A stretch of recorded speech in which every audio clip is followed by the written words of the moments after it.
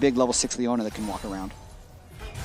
Right now that Leona is on the bottom side on a ward, so the Leona Envision is the least scary Leona. True. Don't have to worry about that. Isles will show as well here. Get some of this XP in the lane.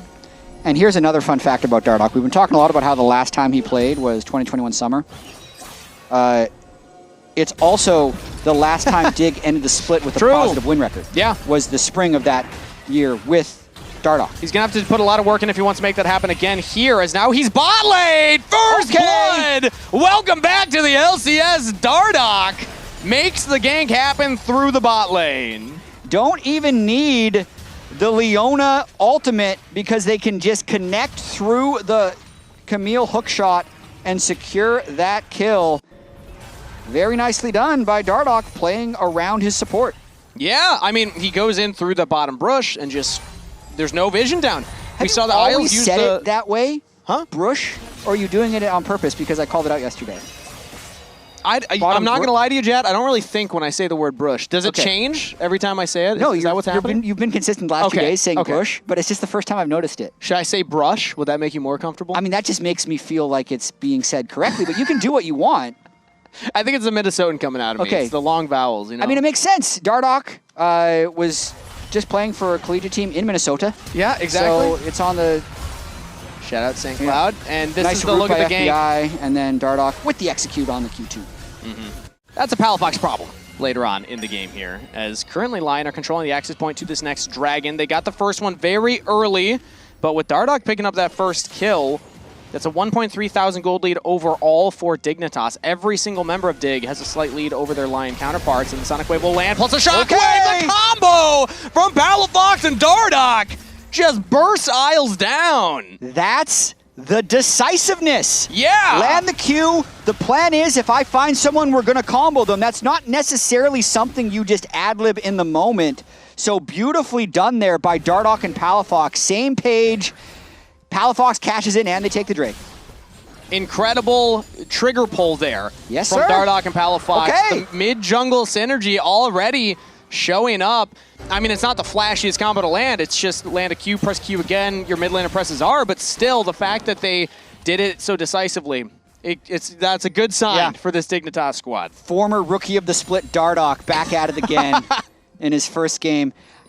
Look out, look out. Denethor talking about rookies alone in the top lane right now. He dodged the last Isles gank, but will not dodge this one. Dokla picks up the kill.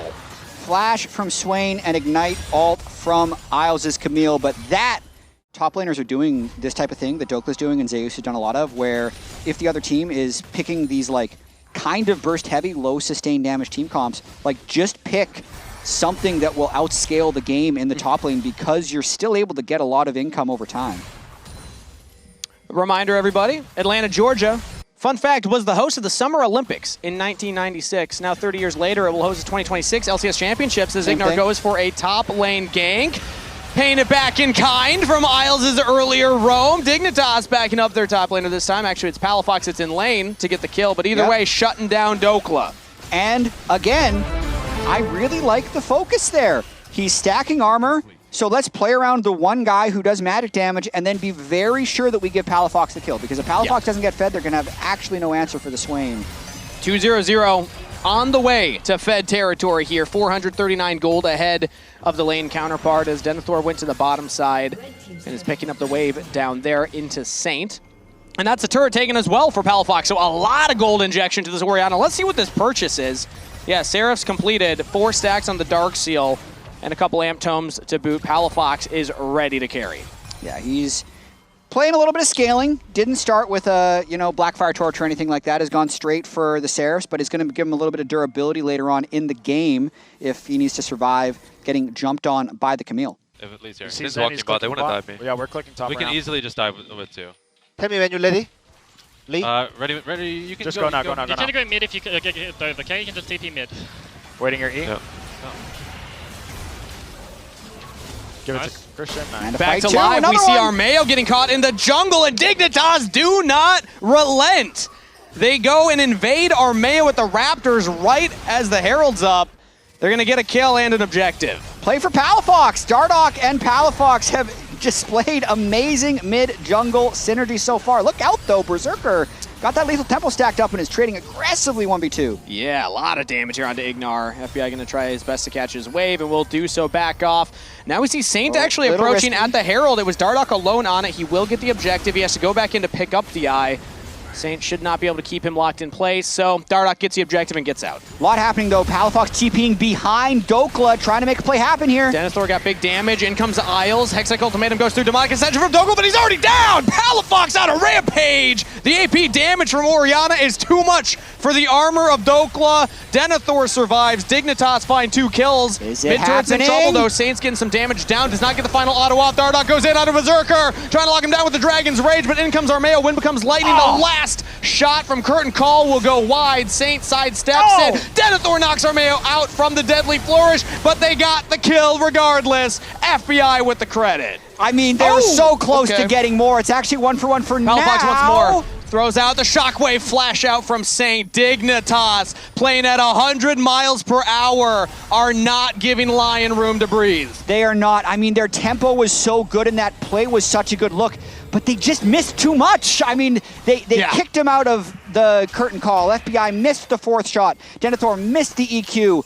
That are within, 500 of their opponents. Dardoch and FBI have really kind of ran away with the gold leads over their lane opponents. They have. Dardoch. Wonder how much damage he's going to go. Normally you see Guardian Angel as the 3rd item, but we'll see what he decides to go, as he's still 100% kill participation, but there hasn't been a kill for quite a while. He could be building towards that still with the double longsword. Everyone's ready to fight here. I mean, Baron's up. It would be an objective. Ignar goes in. Armeo follows up, tries to get onto the back line, pushes Dardoch away from the Orianna. Palafox is chunked down, and Dardoch's focused. Shut down over to Berserker. Dardoch dove onto the back line, but Palafox was segmented from the fight, could not get in range for the combo. I mean, it's just too deep. They can't get through the Swain. Ignar might just go down, has to flash away. Isles threatened the hookshot. Yeah, Dardoch got a little bit ahead of himself, trying too hard to get the kick onto Isles. With FBI Ignar in the bot lane, so the volatility of this Dignitas squad has been present so far this summer split. Sneaky, sneaky. Now Baron is the focus here for a Lion. They started up, it's spotted out by Dignitas. They're gonna have to try and approach it, teleport in from Denethor. So it will at the very least be a TP gain for Lion. They're still on the Baron, they just got it. They had the DPS, and Dignitas were far too slow to contest. Maybe they'll look for the fight afterwards. That's the engage from Ignar trying to get in onto Saint, but he's just dead. The Leona takes a one-way trip to the gray screen as Isles now goes for the re-engage. Saint with the Realm Warp, cuts off the retreat path, and Dignitas are routed. Lion, yet again, show their team fight strengths as they will take a 0-for-4 plus the Baron. I mean, great shot call by Lion to sneak the Baron there as everyone's gearing up for the next Infernal Drake.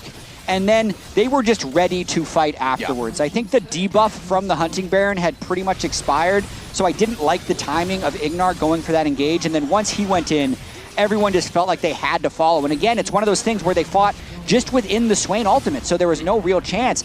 And it might be the end of the game. They have a cannon minion. They have so much damage. It's only Ignar back from the respawn. Dardoch's reset was canceled by Isles, and it ends like that. Lion weather the storm. 1 Baron's all it takes. They'll win game 1. I hate to see a game end like that. Yeah. It was looking so good for Dignitas for so long, but Lion just decisively start the Baron, decisively win the fight after, and then know their limits to just push the Nexus. In a game where they were down 7 kills to 2 at 7 kills to 3 at 28 minutes. Yeah. They win. How much gold were they behind? 28-30. 3K? And then they're 3K up at the end. Lounge. What a turnaround. Lounge. What was that? This is exactly what I was worried about when I saw the team composition. It's pain. Despite the fact that Dignitas did get an early lead, Dardoch looked like he was working with his team super well, 100% kill participation for most of it. This comp from Lion, I'm like, okay, there's going to be a